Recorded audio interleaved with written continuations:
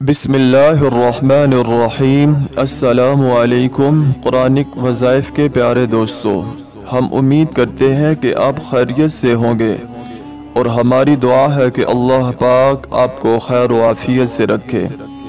دوستو، اسلامی سال کا پہلا مہینہ محرم الحرام ہے۔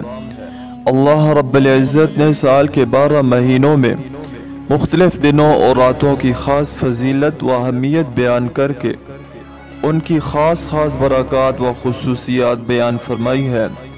قرآن حکیم میں ارشاد باری تعالی ہے، ان عدت الشہور عند اللہ 12 شہرا فی کتاب اللہ یوم خلق السماوات والارض منها 4 حرم۔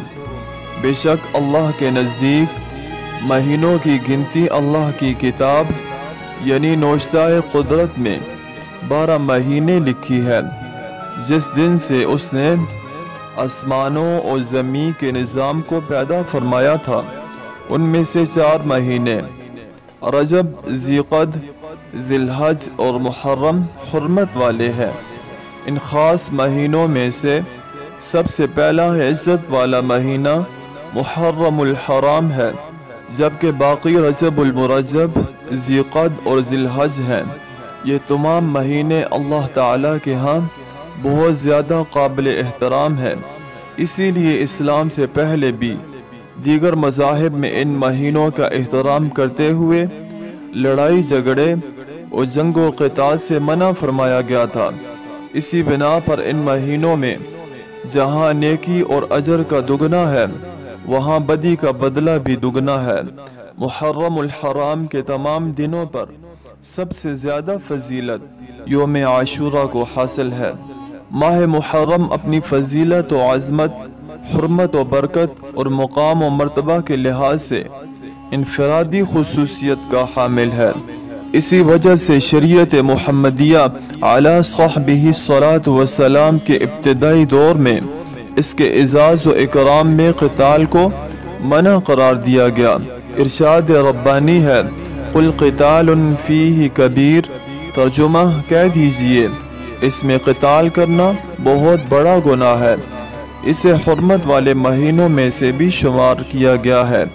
سیدنا حضرت انس رضی اللہ تعالی عنہ سے مروی ہے کہ نبی کریم صلی اللہ علیہ وسلم نے ارشاد فرمایا کہ جو کوئی محرم کے پہلے جمعے کو روزہ رکھے تو اس کے گزشتہ گناہ اللہ تعالی معاف فرما دیتے ہیں۔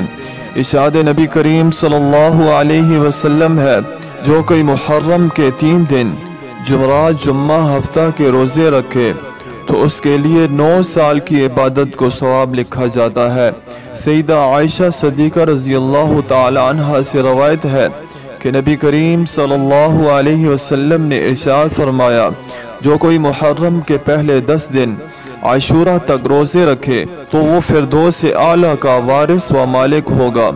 اور اگر کوئی شخص محرم الحرام میں 500 مرتبہ روزانہ سبوح قدوس ربنا اللہ 2 رکعت نفل اس طرح ہر رکعت میں سورہ فاتحہ کے بعد 11 مرتبہ سورہ اخلاص پڑھے، سلام کے بعد یہ پڑھے، سبوح قدوس ربنا، سبوح قدوس ربنا ورب الملائکہ، آدھا گھنٹہ درود شریف پڑھے، جو بآسانی پڑھ سکے۔ پہلے عشرہ میں 3 روزے رکھے، ورنہ جب آسانی ہو اس ماہ میں رکھ لے۔ تو دوستو، ان اعمال کے کرنے سے آپ خود اپنی آنکھوں سے اپنی زندگی کے اثرات بدلتے ہوئے دیکھیں گے انشاءاللہ تعالی۔ اب آپ سے اجازت چاہیں گے، اپنا خوب ڈھیر سارا خیال رکھیے گا۔ اللہ نگہبان۔ السلام علیکم ورحمۃ اللہ وبرکاتہ۔